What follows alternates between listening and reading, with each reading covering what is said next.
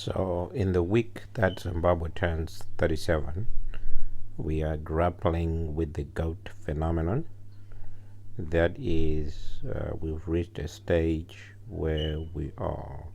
In fact, it's only this week, okay, that the issue of using goats as school fees has sparked debate onto what that means for the economy and where we are going as a country. Okay, so there are two sides to this. Either either we accept that we need to start creating our own capital, we need to start creating our own money, we need to start unlocking the value, okay, in some of our plants and animals, and some of the assets which are lying idle, what we can call dead capital. It's capital which is there but it's not contributing to the mainstream economy. So I think an example could be the goats themselves, because if you buy a goat from a neighbor in the rural areas, that transaction is not recorded anywhere else. It's not a transaction which is going to reflect on the gross domestic product of Zimbabwe. It's just a transaction which has taken place. But how many other transactions such as that one are taking place in the rural areas? A lot of them. Okay, it might even be the vegetables from the garden which have been sold to the neighbor. That transaction is an economic activity, but it's not recorded. So part of the reason why we've got the GDP that we have, or the economic statistics that we have, is because we're only focusing on what's happening in the cities, and in the rural areas we don't know. We have no clue what's going on. We have no clue how many transactions have taken place. We have no clue how many cattle we have. We have no clue how many goats we have. We have no clue how these goats and cattle and plants and vegetables can be brought into the mainstream economy.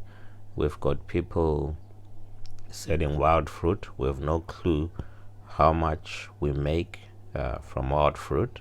We have no clue how much we make from caterpillars. So there's a lot which is going on in the rural areas that we have no clue about. Okay, that is just a fact. So you can look at it that way, but you can also look at it in another way and say, okay, we are going back to the Stone Age. Okay, we are going back to the Stone Age. We are going back to barter trade. Okay, this government has taken us back, but the problem is that even though they are taking us back, okay, and even though the idea of unlocking value, okay, is a fundamental economic idea which can grow the economy, the problem is the people who are implementing these changes have not sat down and done a holistic plan which is based on structures which can protect against anyone trying to subvert that approach. It's supposed to be a holistic approach. It's not supposed to be some announcement which is made by a minister and then a few people are going to implement it, and people are not sure who is implementing and who is not, how much they're going to value the goats at, how the goats are going to be looked after. I mean, there are arguments that perhaps they're just going to give a certificate to each animal so that you can carry your certificates around to say, these are the animals I have. Can I get a loan from the bank, or can I pay for school fees using this because these are my certificates? So it's not clear how it's going to be implemented, and implementation of anything is key. No matter how wild something is, if you can implement it in a transparent way in which everyone is trusting the system, that the system will protect against anything or anyone who tries to act otherwise. If we don't have that, then it's going to be difficult to reap the required benefit. It's the same with the land issue, where you've got tracts of land The people have not been given title deeds, so they cannot borrow any money from banks against the title deeds because they don't have them. Okay, so land issue, important to get back land. The method used was chaotic, it was violent, it could have been done differently, but it wasn't done differently. And so it's the way that it was implemented which was wrong. Okay, so back to the goat economy.